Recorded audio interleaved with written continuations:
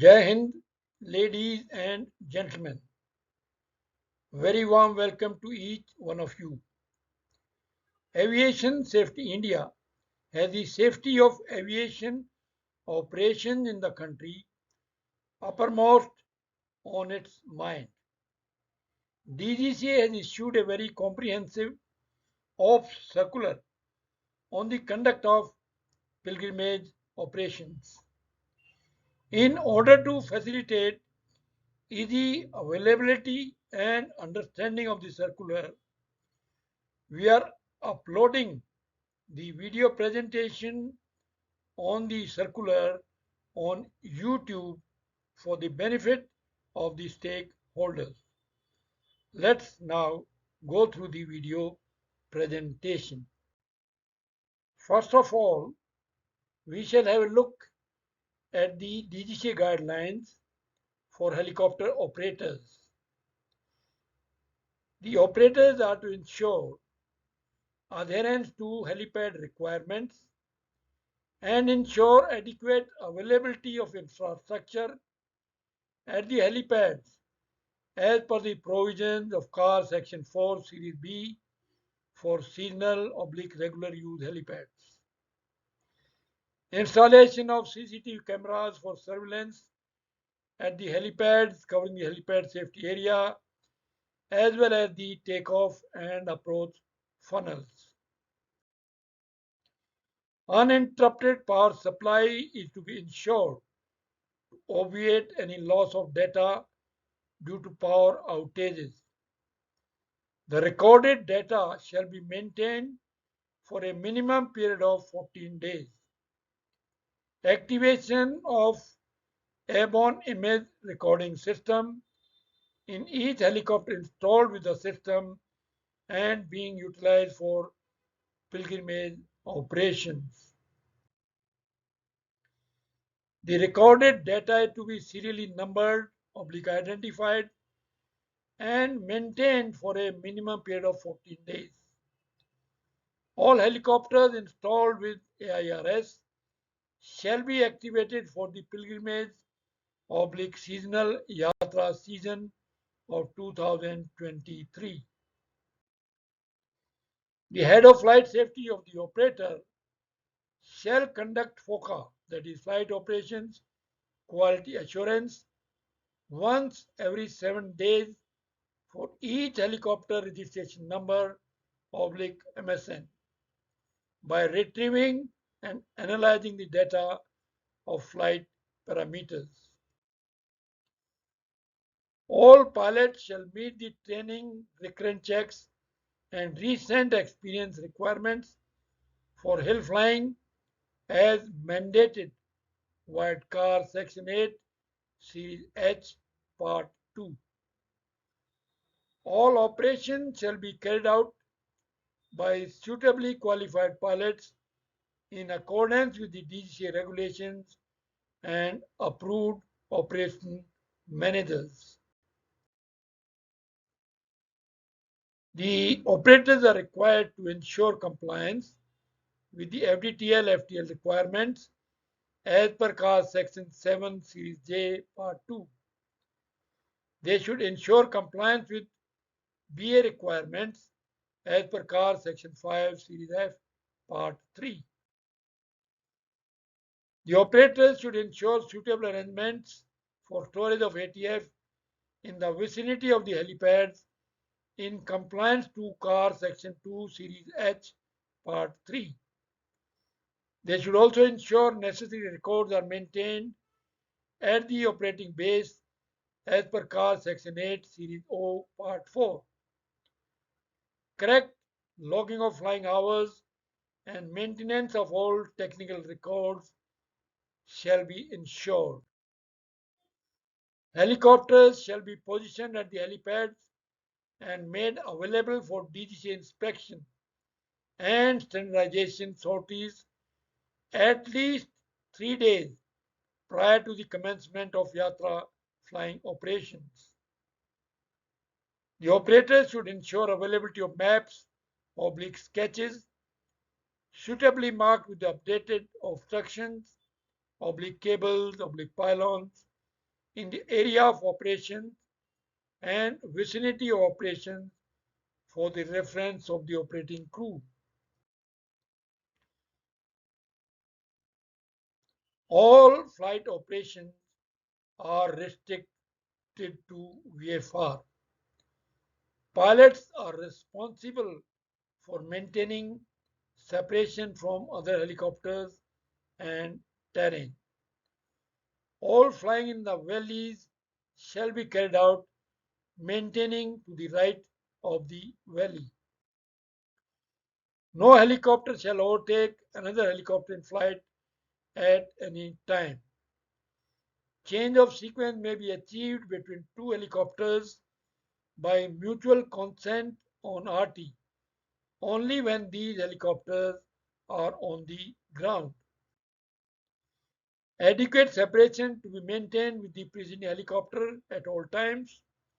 Separation maintenance will be the responsibility of the following aircraft oblique helicopter. Anytime due to safety reasons oblique spacing, the preceding helicopter had to drop speed below 60 knots and a call to that effect had to be given for the information of the following aircraft.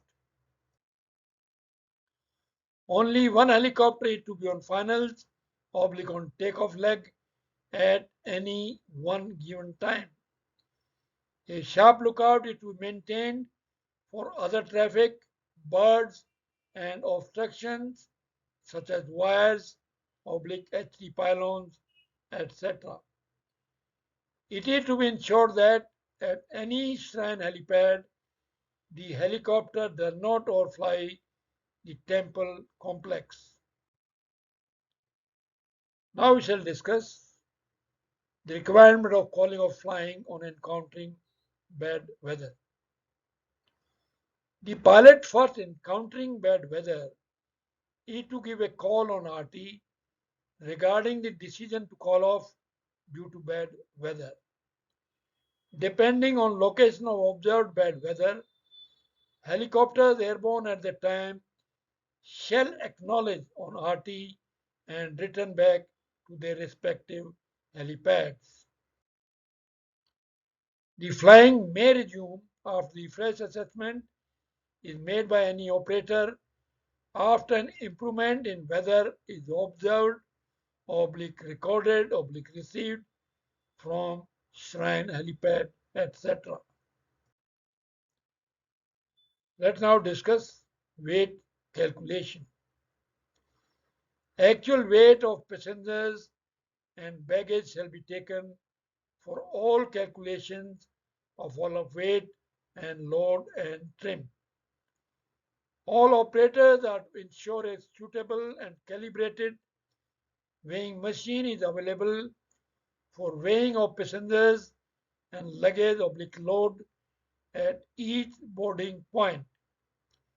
The weights of the passengers shall not be tempered or willfully misreported. The maximum number of passengers shall not exceed the figure as given in the rotorcraft flight manual. Infants below 2 years may be carried in the lap and their weight shall be included along with adult for all of weight and load and trim calculations. The all up weight shall be maintained within IGE oblique OGE limitations as laid down in the flight manual for departure and arrival helipad as per prevailing temperatures. All calculations of load and trim of the helicopter shall be carried out via provisions of CAR Section 8 Series D Part 1. Now we shall discuss precautions to be taken for high temperatures, high humidity and tailwinds. The following precautions are to be taken by all pilots during the flight when periods of high temperature, oblique high humidity, oblique tailwinds during the approach are encountered. Remember, with an increase in ambient temperatures and humidity, the power available decreases, power required increases, and consequently the load carrying capability reduces. This fact is to be kept in mind, and if required, the load shall be recalculated and reduced. Any combination of increased density altitude and unfavorable winds are to be identified well in advance and sortie abandoned in time.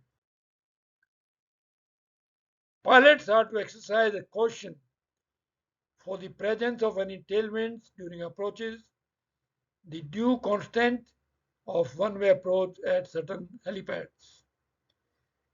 Adequate precautions are to be taken and the tail oblique crosswind component is beyond the permissible limits. The approach is to be discontinued and helicopter is to return to base. Now we shall discuss passenger embarkation oblique disembarkation.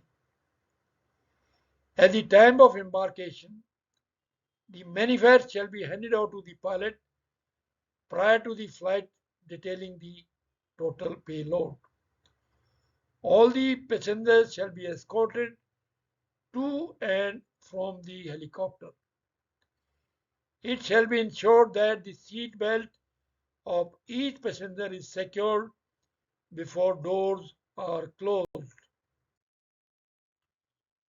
Following shall be ensured. Children shall not be seated next to any exits oblique doors. Passengers under influence of alcohol or drugs are not permitted to board the helicopter. The safety briefing cards shall be available in the helicopter at all times.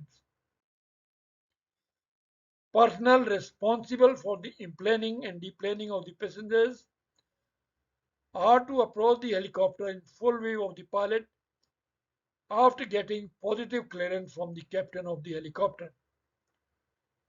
Passengers with reduced mobility and children shall be accommodated so as to ensure that quick evacuation is not hampered. Thank you very much, ladies and gentlemen, for watching the video presentation on OFF Circular 02 of 23 on the conduct of helicopter operations at pilgrimage sites. We are indeed grateful to the officials from DGCA for the laudable initiative to issue a very comprehensive circular on the very challenging and demanding helicopter operations at the pilgrimage sites. Wishing you all a very safe and enjoyable flying at the pilgrimage sites and many happy landings. Jai Hind.